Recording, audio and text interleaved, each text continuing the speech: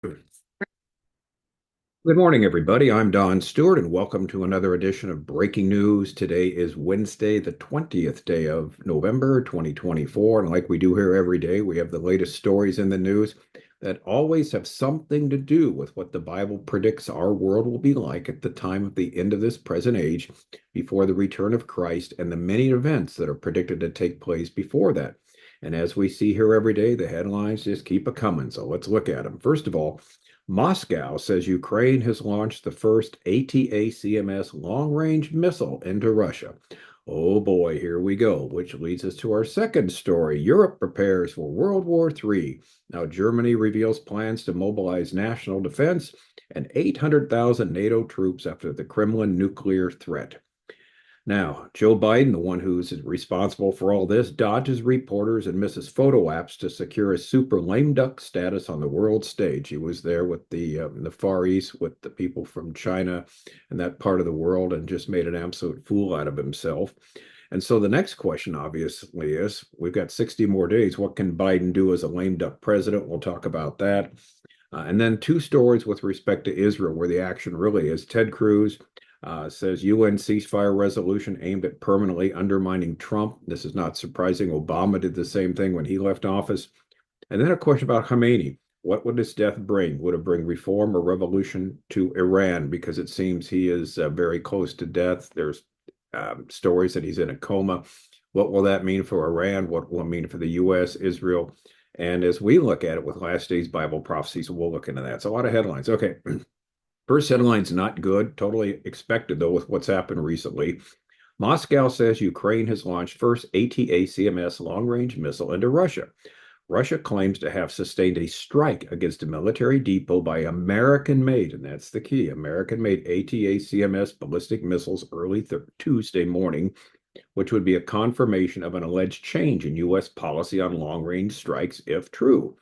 Both sides of the Ukraine war appear to agree that Kiev launched an attack on the Russian Federation on Tuesday morning.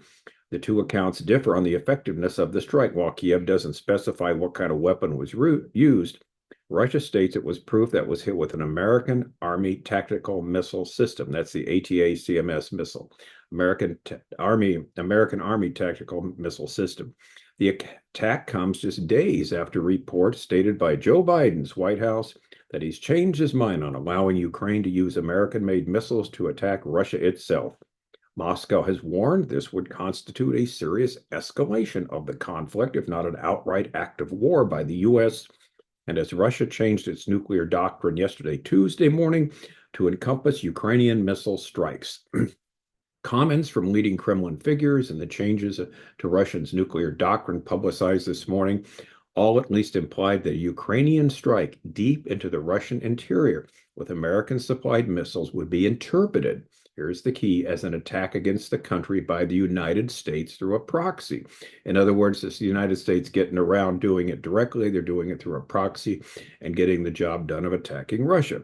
As stated, some analysts have said this rhetoric was likely intended by Moscow to warn Washington about the seriousness of the long-range missile decision and to give it a chance to walk the leaked policy back before it was made official.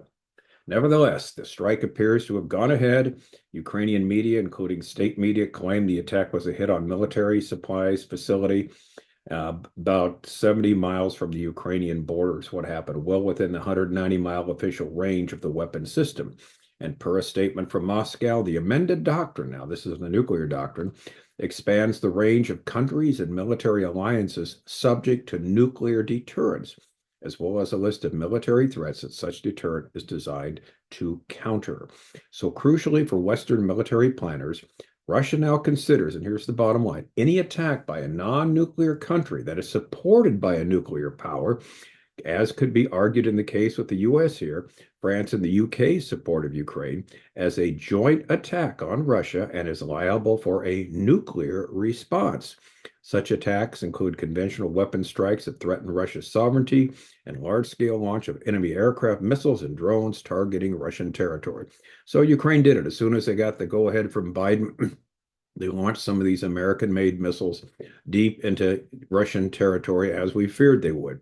Okay, so this attack was totally predictable, but never would have happened had not Biden give the okay for these U.S. weapons to be used deeper into Russian territory. So he's 1,000% to blame, which is not surprising. Now, of course, you're going to have reactions. A lot of it kind of gets out of hand, but then again, it's predictable.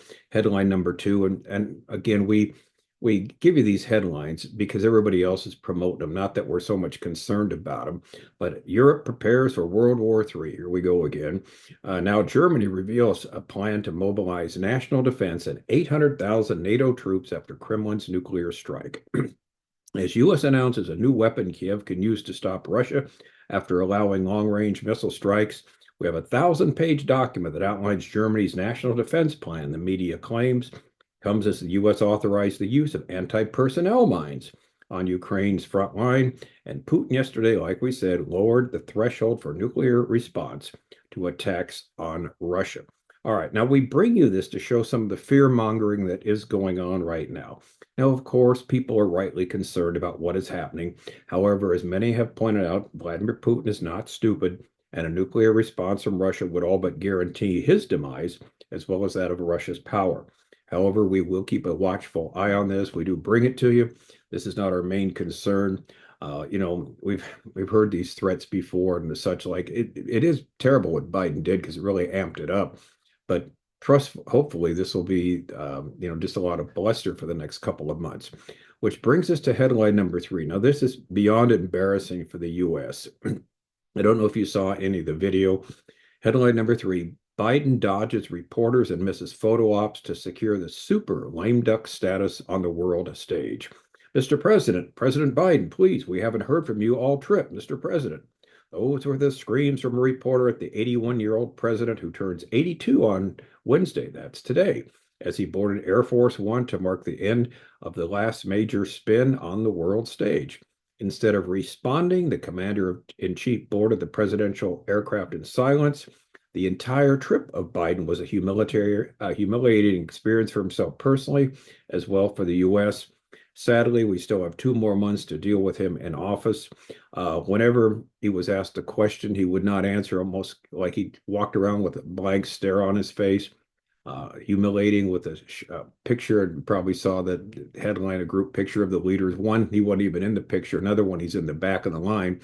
Xi Jinping decided to lecture him and tell him how it's going to be in the future. And so it is a humiliating experience. We hate to see it for the United States. The power of the United States looks so weak, and that's going to be different 2 months from now. But right now, this is where we're at, and he is the president. And for 2 months, he's got power to do an awful lot. So that brings us to headline number four: what Biden can do as a lame duck president. With mere months until President Trump's inauguration, Biden administration officials are in a race against time to safeguard their so-called goals and achievements, which are next to none. Now, why does it matter? For President Biden, who sought to secure a legacy as the most progressive president since FDR, Trump's second term in the White House threatens to undermine many of his signature achievements. And so, with 2 months before the inauguration, key Democrats are calling on their party to make every use of the last second of the Biden administration. What actions can he take? Now, the article goes on to talk about a lot of infrastructure here, judicial appointments, et cetera, et cetera. The clean air stuff, the whole global warming, what he can do with that, or climate change, as they're saying now. But our concern here is the aid for Ukraine. The U.S. administration, the new administration of Trump is all but sure to reduce the U.S. support for Ukraine in the ongoing war. Trump has been critical of the Biden administration's aid to the country. Right now, the U.S. on Sunday, as we just saw, authorized for the first time that U.S. provided long-range missiles can be used to strike inside of Russia. That is something totally new that Ukraine has been pushing for a long time to get. And so the Biden administration decided to allow it. So bottom line is, none of this is going to help lower tensions. Now, how far it will go in the next 2 months remains to be seen. So we will just wait and see. And hopefully the damage will not be that horrific. But again, with this guy, anything is possible. Now let's get to the two stories that have something to do with that are important, stories that are important in fulfilling last days Bible prophecy. And these two are very interesting. This first one is Predictable but sad. Ted Cruz says the United Nations ceasefire resolution is aimed at permanently undermining Donald Trump.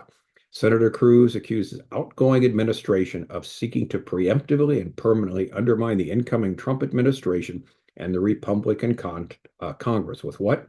With an anti-Israel resolution at the UN, just as the Obama administration did. Here we go. Same old, same old. U.S. Senator Ted Cruz, Republican of Texas, accused the Biden administration of seeking to undermine the incoming administration through a United Nations Security Council draft resolution calling for the Israeli Defense Force to completely withdraw from Gaza and for a ceasefire, without also calling on Hamas and other terrorists in Gaza to release the 101 Israeli and foreign hostages they continue to hold.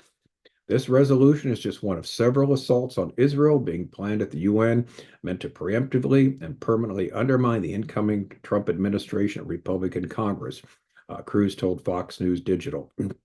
I will work with my Republican colleagues, with President Trump, to take whatever steps are necessary to undo these measures, including fundamentally reevaluating our relationship with the UN, it's about time, and the Palestinians, broadly cutting aid, imposing sanctions on specific officials responsible for these measures, and countering governments and NGOs, non-government organizations, pushing or implementing them. The UN Security Council met Monday to discuss the situation in the Middle East, and here's the issue, including a resolution being proposed by the council members regarding the ceasefire in Gaza. The draft resolution is expected to be voted on in the coming days by the Security Council. They're going to vote on this, and it does not include either a condition for the return of the hostages, or does it refer to Hamas as a terrorist organization. Now, it's submitted by Algeria, so that makes sense. It calls for a complete end of the war against Hamas. U.S. officials have reportedly softened some of the language in the resolution to remove the possibility of a triggering chapter of the UN Charter that would make the resolution legally binding. It's been strongly criticized by Danny Danon, the UN Israeli ambassador, the wording of it. Any resolution, he said, that does not condition the ceasefire and the release of the hostages mean abandoning the 101 hostages to the hell of the terrorist monsters. And all it does is, Danon went on to strengthen Hamas and terrorism as it abandons the citizens of Israel that were kidnapped over a year ago. But Cruz is not the only one concerned about this, that it strengthens Hamas's hand. U.S. may refuse to veto this resolution. This is what they did before. There was a resolution at the end of 2016 when Obama was going out of power. Now, they didn't veto it, but they just abstained, and that means it went through. It was an anti-Israel resolution, and so it looks like we're going to see something like this again. Professor Ann Bayevsky, president of Human Rights Voices Human Rights non-government organization, told the Israeli periodical Arut Shava, Israel National News, that the Biden administration is now working fast and furiously to Trump-proof its disastrous Middle East foreign policy, its partner in choice in the global epicenter of Israel bashing and anti-Semitism, namely the United Nations. Again, nothing new again here. This is so sad, so predictable, all of this. And yet what's amazing here, the Jews keep voting for the Democrats in the United States, the presidential election, Democratic administrations.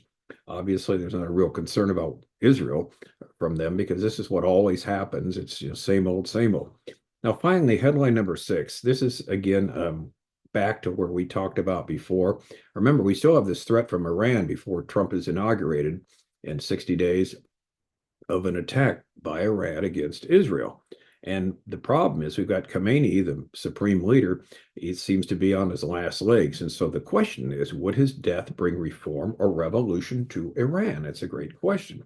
A new leader, perhaps his son, seems to be the heir apparent, could bring the illusion of reform or else spark a popular uprising. Regime change, though possibly, is thought to be unlikely.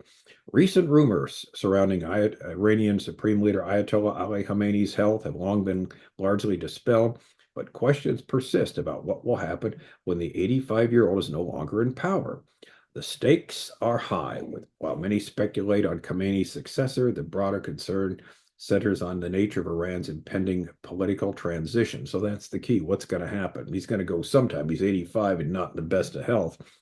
Iranian journalist and analyst Ashkan Safai Hakimi says there are two main scenarios.